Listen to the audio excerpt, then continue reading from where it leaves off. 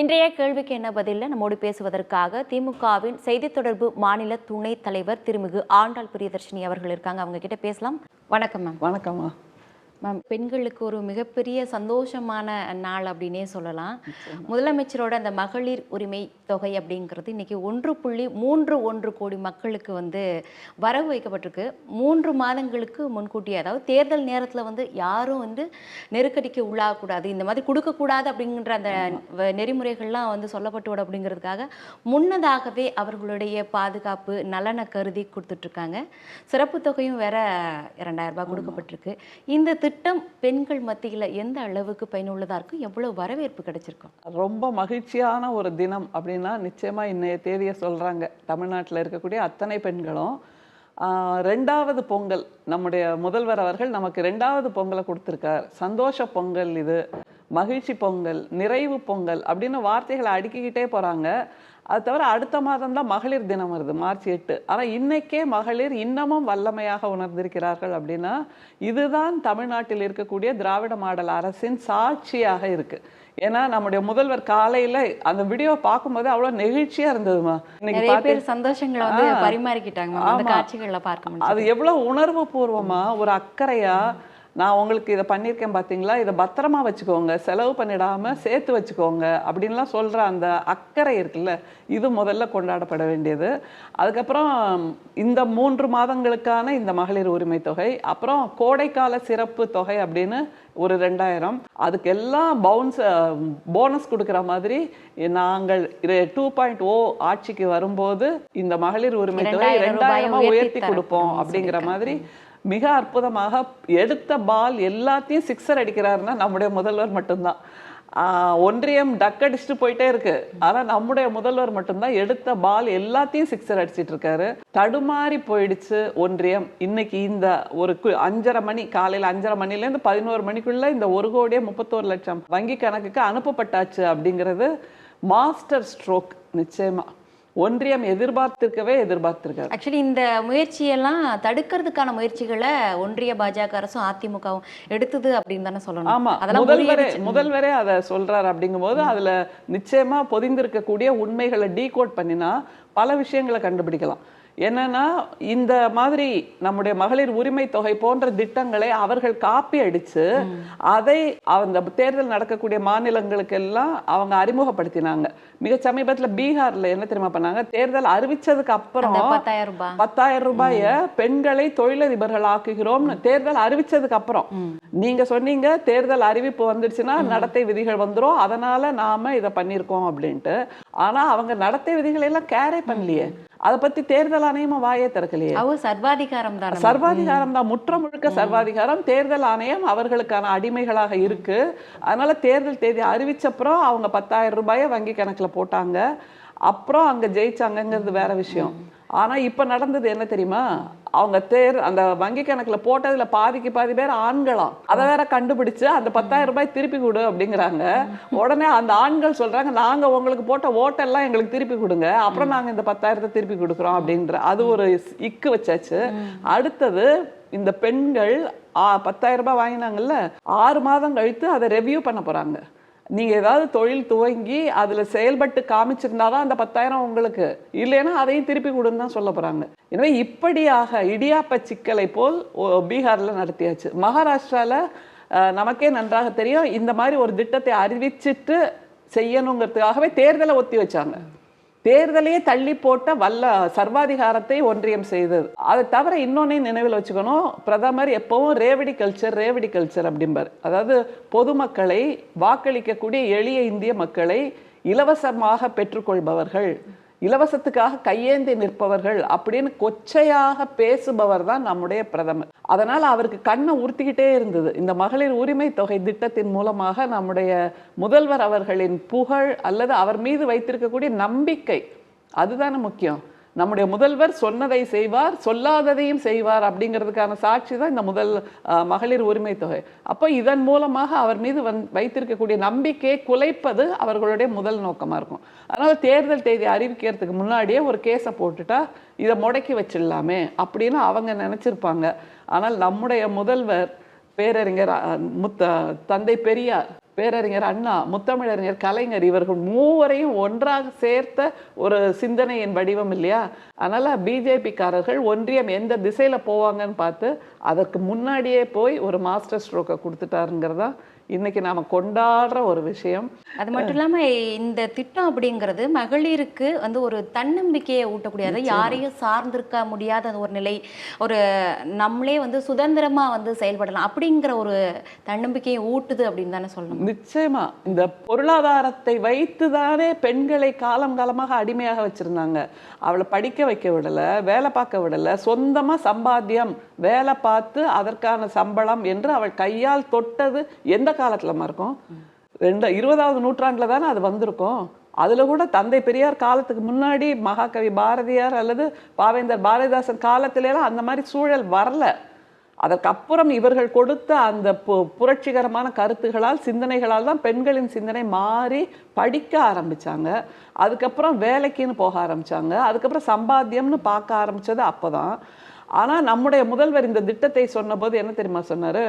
வீட்டில் இருக்கக்கூடிய பெண்களின் உழைப்பை மரியாதை செய்வது, அதுக்கான அங்கீகாரத்தை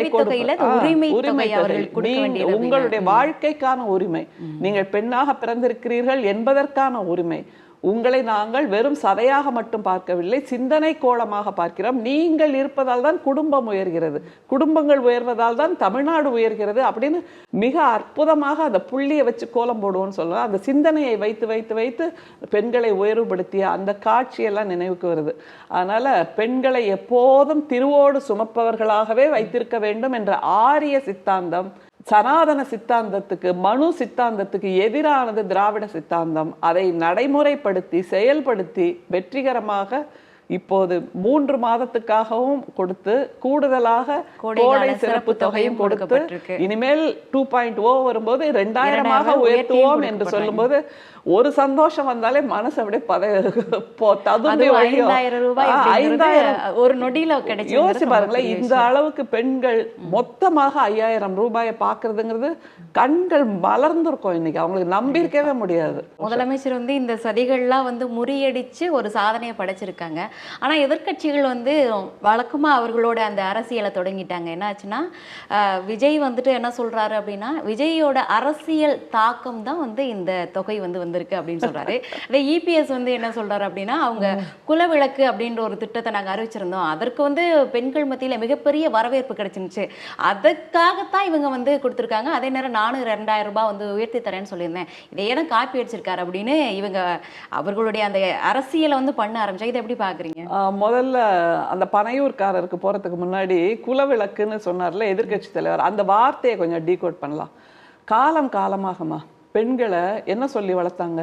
நீ நல்ல பொண்ணா இருக்கணும், குலவிளக்கா இருக்கணும், குத்து விளக்கா இருக்கணும், குடும்ப விளக்கா இருக்கணும், இப்படி எல்லாம் தான் சொன்னாங்களே தவிர, இப்போ உள்ள ஜென்சி உங்களை மாதிரியானவர்கள் 90s kids, 2K kids, Gen Z, Gen Beta, Gen Alpha, இந்த மாதிரி குழந்தைகளுக்கெல்லாம் இந்த வார்த்தையை சொன்னா what is this nonsense you are talking அப்படிம்பாங்க. அவங்க யாருமே இந்த குலவிளக்கு, குத்து விளக்கு, குடும்ப விளக்கு இந்த பவுண்டரிஸ்குள்ளெல்லாம் வரமாட்டாங்க. அவங்களோடது விண்வெளியை தாண்டி பறந்துட்டு இருக்கு, வானத்தை தாண்டி பறந்துட்டு இருக்காங்க, ஆழ்கடலுக்குள்ள போய் முத்தெடுத்துட்டு வர்றாங்க. அவங்கள போய் நீ குலவிளக்கா இருக்கணும், குடும்ப விளக்கா இருக்கணும், இவருக்கு புரிதலே இல்லை. பெண்ணியம் அல்லது பெண் சுதந்திரம், பெண் உரிமை, பெண் வெற்றி என்பதை பற்றிய புரிதலே இல்லாமல் திரும்ப கொண்டு போய் ஒரு சாக்கடையான சிந்தனைக்குள், மனுவின் சிந்தனைக்குள், சனாதனத்தின் சிந்தனைக்குள், ஆரியத்தின் சிந்தனைக்குள் தமிழ்நாட்டு பெண்களை அடக்க பார்க்கிறார் இபிஎஸ் அவர்கள். தமிழ்நாட்டு பெண்களே இந்த சூழ்ச்சியை புரிந்து கொள்ளுங்கள் என்பதைத்தான் நாம சொல்ல வேண்டியிருக்கு. அடுத்தது அந்த பனையூர்காரர், அவர் புரிதலே இல்லாமல் பேசிட்டு இருக்காருமா. திரும்ப திரும்ப அவங்களுக்குள்ள ஒரு போட்டி நடக்குது. யார் அதிக புரிதல் இல்லாமல் இருக்கிறார்கள், யார் அதிக அறிவில்லாமல் இருக்கிறார்கள், யார் கொஞ்சம் கூட சமூக அக்கறையோ சமூக பிரஜையோ இல்லாமல் இருக்கிறார்கள். தலைவருக்கு அப்படி இருக்கா, இல்லை அவரை சார்ந்து இருக்கக்கூடிய அந்த ரசிகர் பட்டாளத்துக்கு அப்படி இருக்கான்னு அவங்களுக்குள்ள ஒரு பெரிய போட்டி நடக்குது அப்படின்னு நிச்சயமா சொல்லலாம். அதனால இந்த பெண்கள், இவர் வந்ததால் வந்த தாக்கம் என்ன நினைச்சுக்கிறாரு? இவர் வந்த அப்புறம் தான் தமிழ்நாட்டில் திமுக இந்த மாதிரி செயல்பாடுகள்லாம் ஈடுபடுறதா காலம் காலமாக இப்படிப்பட்ட வெற்றியாளர்களாக மாற்றியது நம்முடைய திராவிட சித்தாந்தம் தானே. அதுவே தெரியல அப்படின்னா இவருக்கு இன்னும் இவர் போக வேண்டிய தூரம் ரொம்ப ஜாஸ்தி இருக்கு, இவர் படிக்க வேண்டிய பாடம் மிக அதிகமாக இருக்கு அப்படிங்கிறது தான் நிச்சயம். அதே தாவேக தலைவர் வந்து சேலத்தோட மக்கள் கட்சி அந்த மீட்டிங்கில் என்ன சொல்லியிருந்தார் அப்படின்னா, அவர்களுடைய கட்சி கூட்டத்திற்கோ இல்லை மாநாட்டிற்கோ வந்து அனுமதி கொடுக்கறதில்ல. அதாவது எஸ்ஓபின்னு ஒரு விஷயம் சொல்லுவாங்க, ஸ்டாண்டர்ட் ஆப்ரேட்டிங் ப்ரொசீஜர். ஆனால் எங்களுக்கு மட்டும் வந்துட்டு சிஎம் சார்னு சொல்லிட்டு ஸ்டாலின் ஆப்ரேட்டிங் ப்ரொசீஜர் அப்படின்னு ஒரு கெடுவை விதிக்கிறாங்க. அந்த அளவுக்கு வந்து கண்ட்ரோல் கட்டுக்குள்ளே வைக்கிறாங்க, எங்களை வந்து சுதந்திரமாக செயல்பட விட மாட்டாங்க அப்படின்னு மாண்புமிகு முதலமைச்சர் அவர்களை மிகப்பெரிய குற்றச்சாட்டை வச்சிருந்தார். இதை எப்படி சொல்றது? அதான் இவருக்கு வந்து மக்கள் அவர் ஒவ்வொரு முறை நம்முடைய முதல்வர் பெயரை சொல்லும்போது மக்கள் கைதட்டுறாங்க, ஒவ்வொரு முறை முதல்வருக்கு ஒரு கேள்வியை கேட்கும்போது மக்கள் கைதட்டுறாங்க. அப்போ இவருக்கு அந்த விஷயம் இப்படி புரிஞ்சுக்கிட்டாரு, முதல்வரை பேசினால் அவருக்கு கைதட்டல் வருகிறது, முதல்வர் பெயரை சொன்னால் அவருக்கு கைதட்டல். அப்போ ஸ்கிரிப்ட் முழுக்க முதல்வர் பெயரை சொல்லுங்கப்பா அப்படின்னு எழுதி வச்சு கொண்டு வந்துட்டார். ஸ்டாண்டர்ட் ஆப்ரேட்டிங் ப்ரொசீஜர் என்பது உலகளாவிய அளவில் இருக்கக்கூடிய ஒரு விஷயம். அது அவங்க கட்சிக்கு மட்டும்தான் சொல்றோம் அப்படிங்கிறது இல்லை. திமுக கொடுக்கின்ற அந்த கூட்டங்களுக்கான வேண்டுகோளில் கூட, அந்த வேண்டுகோள் கடிதங்களில் கூட இதெல்லாம் சொல்லப்படும். ஆனால் நமக்கு வந்து அது அதிகமாக நாங்கள் அதை பற்றி பேசுறது இல்லை. ஏன்னா எங்களுக்கு பழகின விஷயம். ஒரு கூட்டத்தை எப்படி நடத்துறது, ஒரு மாநாட்டை எப்படி நடத்துறது, எப்படியான பாதுகாப்பு நடவடிக்கைகளை செய்யணும், எப்படி மேடை அமைக்கணும், எங்கே தண்ணீர் வசதி செய்யணும், எங்கே வெளியில் போகிறதுக்கு ஒரு இடம், உள்ளே வரத்துக்கு ஒரு இடம், இதெல்லாம் நாங்கள் இயல்பாக பண்ணுறதுனால நாங்கள் அதை ஒரு பெரிய விஷயமா பேசுறது இல்லை. ஆனால் இவங்க எல்லாத்தையும் புதுசாக கற்றுக்கிறதுனால, நீ இந்த பக்கம் லெஃப்ட்ல திரும்பி ரைட்ல திரும்பணும்பா, ஐயோ எங்களுக்கு மட்டும் அப்படி சொல்றாங்க பாருங்க, நீ இப்படிதான் போய் வெளியில வரணும், ஐயோ எங்களுக்கு மட்டும் அப்படி சொல்றாங்க அப்படின்றாரு. சரி, இவ்வளோ பேசுறாருல, ஸ்டாலின் ஆப்ரேட்டிங் ப்ரொசீஜர்னு சொல்றாருல, புதுச்சேரியில இவர்கள் நடத்திய போது அந்த பெண் காவல் அதிகாரி எப்படி லெஃப்ட் ரைட் வாங்கினாங்க இவங்களோட தொண்டர்களை, அப்போ எங்க போச்சு? சரி, இதை கூட விடுங்க, இந்தியாக்குள்ளதான் இருக்கு. மலேசியாக்குன்னு பறந்து போனார்ல, அங்கே வந்து எல்லாம் இவரோட கட்சி பெயரை சொன்னப்போ வாய மூடுங்கன்னு சைலண்ட்டாக இப்படி ஒரு ஆக்ஷன் பண்ணாரா இல்லையா? அதை சொல்லக்கூடாது, அப்படி கட்சி பெயரை சொல்லக்கூடாது. அப்போ மலேசியாவில் என்ன திமுகவோட ஆட்சி அங்கே இருக்கு? மலேசியா அரசு கூட உங்களுக்கான கண்டிஷன்ஸ் நிபந்தனைகளை சொல்லதானே செஞ்சது. அப்போ இவரோட ஒரே நோக்கம், தலைவரின் பெயரை, நம்முடைய முதல்வரின் பெயரை சொன்னால் அவர்களுக்கு அங்கே இருக்கக்கூடிய அவருடைய ரசிகர் பட்டாளங்களுக்கு குஷி வருதுன்னு தான் நான் சொல்ல.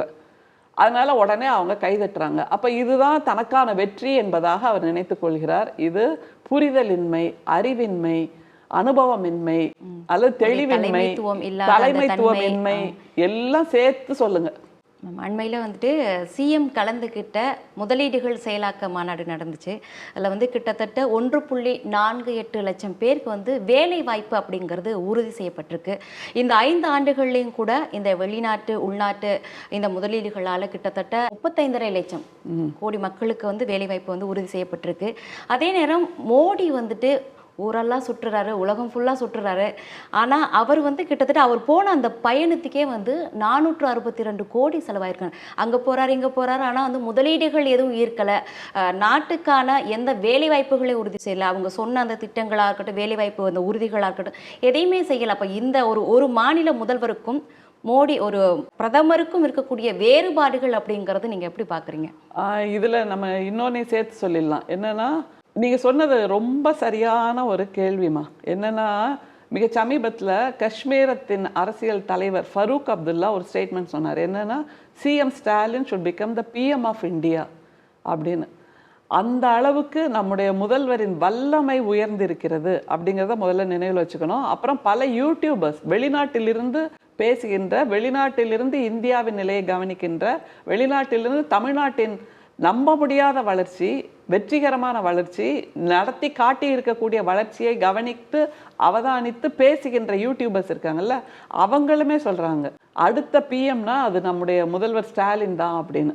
அந்த அளவுக்கு யோசிச்சு பாருங்க, ஒரு 5 ஆண்டுக்குள் கடனில் மூழ்கி இருந்த ஒரு தமிழ்நாட்டை, வேலை வாய்ப்பு இல்லாமல் இருந்த தமிழ்நாட்டை, தொழில் வளர்ச்சி இல்லாமல் இருந்த தமிழ்நாட்டை, கொரோனாவின் அந்த நோய்வாய்ப்பட்டு தொற்று நோயின் கைப்பிடியில் சிக்கியிருந்த தமிழ்நாட்டை மீட்டெடுத்து, பொருளாதார வளர்ச்சியே இல்லை கொரோனா டைம்ல, எல்லாரும் அவங்கவுங்க வீட்டுக்குள்ள முடங்கி இருந்தோம். அந்த மாதிரி சூழலில் இருந்த தமிழ்நாட்டை மீட்டெடுத்து, அதிமுக ஆட்சி வைத்திருந்த கடனிலிருந்தும் மீட்டெடுத்து, இன்றைக்கு இந்தியாவிலேயே முதன்மை மாநிலமாக மாற்றி இருக்கிறார் என்றால் இந்த வல்லமை, அது ஒரே சிந்தனை, நேர்கோடான சிந்தனை. தமிழ்நாட்டை வென்றெடுக்க வேண்டும், தமிழ்நாட்டை தலை நிமிர்த்த வேண்டும், தமிழ்நாட்டை மீண்டும் வெற்றிகரமான மாநிலமாக மாற்ற வேண்டும். கல்வியில், சுகாதாரத்தில், தொழில் வளர்ச்சியில், மக்கள் மாண்பில், தொழில் அல்லது நம்முடைய மொழி வளர்ச்சியில் அல்லது நம்முடைய உரிமைக்கான போராட்டத்தில் அப்படின்னு எல்லா விதத்திலும் தலை சிறந்த, மிகச்சிறந்த அப்படின்னு எந்த வார்த்தையை வேணாலும் நம்ம போடலாம். அப்படியான ஒரு முதல்வராக நம்முடைய முதல்வர் இருக்கிறார். நீங்க சொன்ன மாதிரி பல வெளிநாட்டு முதலீடுகள் தமிழ்நாட்டில் வந்து கொண்டிருக்கின்றன. மிக சமீபத்தில் அந்த கார் தொழிற்சாலை, அது நம்பவே முடியாத ஒரு நடந்து கொண்டிருக்கக்கூடிய ஒரு சரித்திர சம்பவம் அப்படிங்கிறத நிச்சயமா சொல்லலாம். அதை பற்றின செய்தியை படிக்கும்போது இந்த மாதிரி வெளிநாட்டு கார் உற்பத்தியாளர்கள் அவர்களுடைய அலுவலகங்களில் பணியாற்றுவதற்கு தமிழ்நாட்டு இளைஞர்களுக்கு கம்யூனிகேட்டிவ் ஸ்கில்ஸையும் அவங்களே கொடுக்குறாங்க. தமிழ்நாட்டு அரசே கொடுக்கிறது. பொதுவாக அந்த கார்ப்பரேட்லாம் என்ன தெரியுமா, தோலை குலுக்கிட்டு சொல்லுவாங்க, you are not employable enough, you don't have the communicative skills அப்படின்லாம் குறை சொல்லுவாங்க. குறைய மட்டுமே சொல்றது ஒரு தலைமைத்துவம் ஆகுமா? அதுக்கு தேவையான அப்ப அதற்கு குறையை நிவர்த்தி செய்வதற்கு என்ன செய்யணும், அதையும் நம்முடைய முதல்வர் செய்து காட்டி இருக்கிறார். பள்ளிக்கூட மாணவர்களுக்கும் இந்த மாதிரி திட்டங்கள் இருக்கு, கல்லூரி மாணவர்களுக்கும் கம்யூனிகேட்டிவ் ஸ்கில்ஸ்க்கான திட்டங்கள் கொடுக்கிறார் என்றால் இதுதான் ஒரு தலைமைத்துவம் அப்படிங்கிறத புரிஞ்சுக்கணும். அது தவிர மிக சமீபத்தில் நான் பார்த்த ஒரு நிகழ்வு, பள்ளிக்கூட மாணவர்கள் அவர்களுக்கான தமிழறி தேர்வுகள் நடக்கின்றன. அந்த தமிழ் தேர்வுகளில் வெல்லுகின்ற மாணவர்களுக்கு மாதம் 1000 ரூபாய் உதவித்தொகை பள்ளிகளில் கொடுக்கப்படுதுமா. அது தவிர இந்த போட்டிகளில் வெல்லுகின்ற மாணவர்களை வெளிநாட்டுக்கு அழைத்து செல்கிறது தமிழ்நாடு அரசின் பள்ளி கல்வித்துறை. அந்த அந்த மாணவரை சந்திச்சேன், மலேசியாவுக்கு போயிட்டு வந்த மாணவரை சந்திச்சேன். அவ்வளோ 10வது முடிச்சிருக்காரு. எவ்வளோ கம்பீரமாக தன்னம்பிக்கையோடு பேசுகிறார். இனிமே நான் எதனாலும் ஜெயிச்சு காமிச்சிருவேன்ற அந்த தன்னம்பிக்கை நான் முதல்வன் என்ற வார்த்தை மூலமாக விதைத்திருக்கிறார் இல்லையா. இந்த மாதிரியான, அதை தவிர வேலை வாய்ப்புகள். இப்போ அந்த குழந்தை 10வது படித்த மாணவன் மனசுல கனவுகளை விதைச்சாச்சு. அப்போது நான் வெளிநாட்டுக்கு போய் பணிபுரியணும் அல்லது தமிழ் வழி கல்வியில் படித்தா எனக்கு இன்னமும் பல வாய்ப்புகளை தமிழ்நாட்டில் பார்க்க முடியும், தமிழ்நாடு எனக்கான வெற்றிக்காக உதவும் என்கின்ற அந்த சிந்தனை விதைச்சிருக்கோம்ல. இதுதான் வேலை வாய்ப்பை உறுதி செய்வது அப்படிங்கிறது. அதை இல்லாமல் 2 கோடி இளைஞர்களுக்கு வேலை வாய்ப்பை தருவேன்னு பிரதமர் சொன்னார், வடை சுட்டார். உங்களுக்கு உளுந்த வடை, எனக்கு ஆம வடை, அவங்களுக்கு பருப்பு வடை, இவங்களுக்கு ஊசி போன வடைன்னு எல்லா வடையும் சேர்த்து தான் கொடுத்துட்ருக்காரு. 2 கோடி வேலை வாய்ப்புங்கிறதே இல்லை, தெருக்கோடியில் தான் எல்லாரும் நிற்கிறாங்க. ஆனால் தமிழ்நாட்டுக்கு ஏன் இவ்வளோ படை எடுக்கிறாங்க? வட மாநிலத்திலிருந்து நம்முடைய சகோதரர்கள் சகோதரிகள் படை எடுக்கிறாங்களே. நீங்க ரயில்வே ஸ்டேஷன் போனீங்கன்னா குடும்பத்தை, வீட்டை காலி பண்ணிட்டு அத்தனை பொருட்களோடு வந்து ரயில்வே ஸ்டேஷன்ல உட்காந்துருக்காங்க சென்ட்ரல்ல. ஏர்போர்ட்டுக்கு போனீங்கன்னாலும் அந்த மாதிரி தான் குடும்பமாக வர்றாங்க. பஸ் ஸ்டாண்டுக்கு போனீங்கன்னா குடும்பமாக வர்றாங்கன்னா அப்போ பிரதமருக்கு இது நிச்சயமாக ஒரு பாடத்தை கொடுத்திருக்க வேண்டும். நீங்க சொன்னீங்க 400க்கும் அதிகமான கோடிகளை செலவு செய்து உலக பயணம் போயிட்டு வர, உலகம் சுற்றும் தலைவராக நம்முடைய பிரதமர் இருக்கிறார். அவர் எதுக்காகமா போறாரு? நமக்கு வேலை வாய்ப்பை உருவாக்கி கொடுக்குவா? நீங்க இன்னும் நம்பிட்டு இருக்கீங்களா? அதை தன்னுடைய A2 ஃப்ரெண்ட்ஸ் இருக்காங்கல்ல, A2Bன்ற மாதிரி A2A, அதானி அம்பானி, அந்த நண்பர்களுக்காகத்தான் போறார்.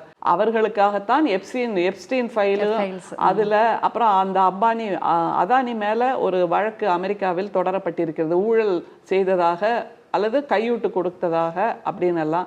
அது 2லேருந்து தப்பிக்கிறதுக்காக உடனே இந்தியாவையே அமெரிக்காவுக்கு அடகு வைத்து விட்டாருங்கிறது நமக்கு நல்லா தெரியுது. அதனால இனிமேலும் பிரதமர் இப்படியாக வேலை வாய்ப்பை உருவாக்குவார், இந்தியாவின் பெருமையை நிலைநிறுத்துவார், இந்தியாவில் பொருளாதார வளத்தை கொண்டு வருவார்னு யாராவது சொன்னால் காதில் நாங்கள்லாம் பூ சுத்தியாச்சு, நீ வந்து சுத்தாத, எங்களுக்கு தெரியும், எங்களுடைய தமிழ்நாட்டின் வெற்றியே எங்களுக்கு போதும்னு அவங்களுக்கு நம்ம திருப்பி சொல்லணும் நிச்சயமா. இப்போ மோடி வந்துட்டு இப்போ தற்போது பார்த்தோம்னா அமெரிக்கா கிட்ட இந்தியாவை விட்டுட்டார் அப்படின்னு சொல்லணுமா? அந்த ரஷ்யா கச்சா எண்ணெய் விவகாரம் தொடர்பான விஷயங்கள், வரி குறைப்பு 0 குறைச்சிருக்காரு, அவங்க நமக்கு 18% தான் கொடுத்துருக்காங்க.